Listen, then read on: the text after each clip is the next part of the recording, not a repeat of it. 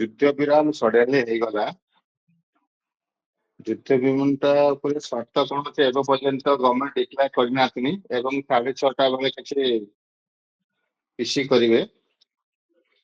ଆଉ ଦେଖନ୍ତୁ ଏ ଯେ ମିଲିଟାରୀ ପର୍ସନ ମୁଁ ତ କହୁଛି ଏଇଟା ଆଉ 2-3 ଦିନ ଠୁକିବା କଥା ପାକିସ୍ତାନକୁ। ତେଣୁ ଠିକ ଅଛି, ଯାହା ବି ଗଭର୍ଣ୍ଣମେଣ୍ଟ ଡିସିସନ ନେଇଛନ୍ତି ସେଟା ଆମେ ସ୍ୱାଗତ କରୁଛୁ।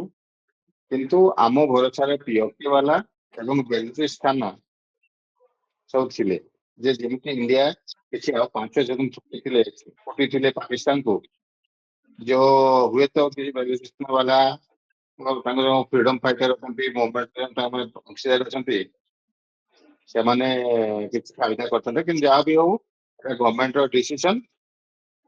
ତ ସର୍ତ୍ତ କହୁଛି କିନ୍ତୁ ଆମେରିକାର ରାଷ୍ଟ୍ରପତି ଯୋଉ ଟ୍ରମ୍ପ ଅଛନ୍ତି ସେ କଣ ଟ୍ୱିଟ କରିଛନ୍ତି ମୁଁ ତାଙ୍କ ସର୍ତ୍ତ ମାନିଛି, ମୁଁ ତାଙ୍କର ମଧ୍ୟସ୍ଥତା କରିବ।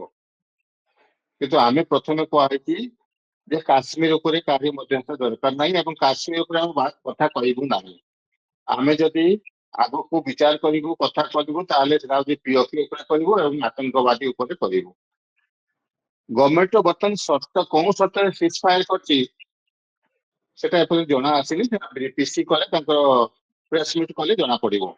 ଯଦି ଗଭର୍ଣ୍ଣମେଣ୍ଟ ଭାବୁଛନ୍ତି ଯେ ଆମର 26 ଜଣ ଯୋଉ ନିରୀହ ଯାତ୍ରୀ ଟୁରିଷ୍ଟ ଏବଂ 15-16 ଜଣ ଯୋଉ ନିରୀହ ଲୋକ ପାକିସ୍ତାନ ଦ୍ୱାରା ସଞ୍ଚାଳିତ ଆତଙ୍କବାଦୀ ପାକିସ୍ତାନ ଯୋଉ ରକେଟ ମାରିଲା, ଯୋଉ 15 ଜଣ ପ୍ଲସ 26 ଜଣକୁ ଆତଙ୍କବାଦୀ ମାରିଲେ, ତାଙ୍କୁ ଯଦି ନ୍ୟାୟ ମିଳୁଛି ଯଦି ଗଭର୍ଣ୍ଣମେଣ୍ଟ ଭାବୁଛି ତାହେଲେ ଡିସିସନ ସେ ଠିକ ନେଇଛି। ଆପଣଙ୍କୁ ଲାଗୁଛି ତାପରେ କଣ ହବ?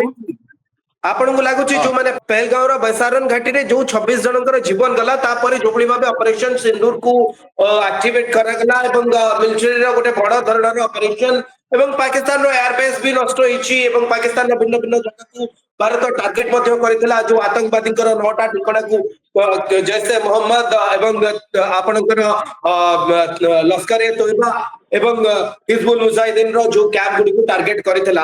ଆପଣ ଏଥିରେ ଇଏ ପୁରା ପ୍ରୋସେସରେ ବା ଅପରେସନ ସିନ୍ଦୁରର ଯୋଉ ଇଏ କାର୍ଯ୍ୟକ୍ରମ ରହିଥିଲା ବା ଯୋଉଭଳି ଭାବେ ଭାରତ ପ୍ରତିଶୋଧ ନେଇଥିଲା, ସେଥିରେ ଆପଣ ଖୁସି ଅଛନ୍ତି କର୍ଣ୍ଣନ? ଦେଖନ୍ତୁ, ଆଜ ଏ ସିଟିଜେନ, ଇଣ୍ଡିଆନ ସିଟିଜେନ, ମୁଁ ତ ଗଭର୍ଣ୍ଣମେଣ୍ଟର ଡିସିସନକୁ ସ୍ୱାଗତ କରୁଛି।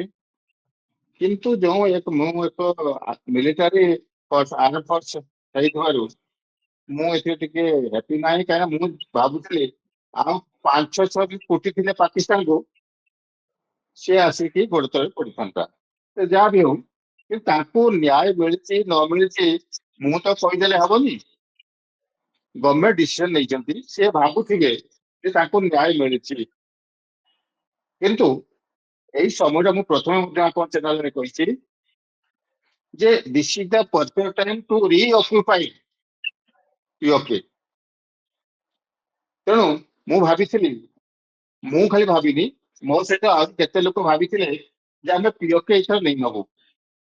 କିନ୍ତୁ ଗଭର୍ଣ୍ଣମେଣ୍ଟ ସଡନଲି ଡିସିସନ ନେଲେ ଯେ ଆମେ ସିଜ୍ ଫାୟାର କରିବୁ ଏବଂ କୋଉ ସର୍ତ୍ତରେ ସିଜ୍ ଫାୟାର ହେଇଛି ସେଟା ପର୍ଯ୍ୟନ୍ତ ବ୍ରିଫିଂ ହେଇନି। ମୁଁ ମଧ୍ୟ ମୋର ଧାରଣା ନାହିଁ, କିନ୍ତୁ 2-3ଟା ପଏଣ୍ଟ ଉପରେ ମୁଁ ଜାଣିଛି ଯେ ଆମେ ଆତଙ୍କବାଦୀ ନେକ୍ସଟ ଟାଇମ ଆତଙ୍କବାଦୀ ଆକ୍ରମଣ ହେଲେ ତାକୁ ଆମେ ଗୋଟେ ଯୁଦ୍ଧ ବୋଲି ଭାବିବୁ। ଦେଖନ୍ତୁ, ପ୍ରଥମେ ଇଣ୍ଡିଆର କୌଣସି ପଲିସି ଥିଲାନି, ଆତଙ୍କବାଦୀ ଉପରେ କିଛି ପଲିସି ଥିଲାନି। ଯାହା ଗଭର୍ଣ୍ଣମେଣ୍ଟ ଏବେ ଗୋଟେ ପଲିସି କରିଛନ୍ତି ଯେ ଆତଙ୍କବାଦୀ ହେଲେ, ଟେରରିଷ୍ଟ ଆଟାକ ହେଲେ ଆମେ ତାକୁ ଯୁଦ୍ଧ ବୋଲି ଭାବିବୁ। ସେକେଣ୍ଡ, ସିନ୍ଧୁ ନଦୀ ଇଣ୍ଡଷ୍ଟ୍ରିରେ ତ ସେଟା ବଳବତ୍ତର ରହିବ। କିନ୍ତୁ ଆମେରିକା ଯୋଉ ବଡ ବଡ ପ୍ରେସିଡେଣ୍ଟ କାମ କରିବନି ପାକିସ୍ତାନ।